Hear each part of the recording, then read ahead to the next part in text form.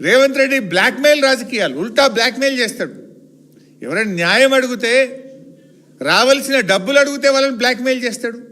ఈ first time in the history of the state. బాధ ఉంటే పిలిచి మాట్లాడతారు, సమస్యను పరిష్కరిస్తారు. ఇవాళ కాకపోతే రేపిస్తామంటారు. కానీ రేవంత్ రెడ్డిది అంతా ఉల్టా. ఇప్పుడు ఫీజు రియంబర్స్మెంట్ బకాయిల కోసం ఇవాళ వాళ్ళు కాలేజీలు బంద్ చేస్తామనే పరిస్థితి ఎప్పుడైనా విన్నామా చరిత్రలో? బంద్ చేసిండ్రు కాలేజీలు.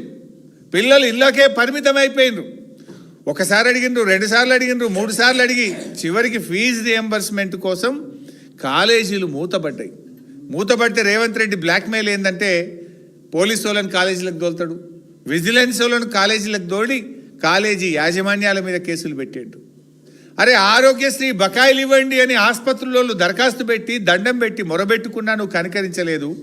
ఇక మేము బంద్ చేస్తాం ఆరోగ్యశ్రీ సేవలంటే ఆసుపత్రుల మీద పోలీసుల దాడులు, విజిలెన్స్ దాడులు, వైద్య ఆరోగ్య శాఖతో దాడులు చేపిస్తాడు. కాంట్రాక్టర్లు ఎవడన్నా చిన్న చిన్న కాంట్రాక్టర్లు మా బిల్లులు ఇవ్వమని ధర్నా చేస్తే వాళ్ళ చేసిన పనుల మీద విజిలెన్స్ ఎంక్వైరీలు పెట్టిస్తాడు.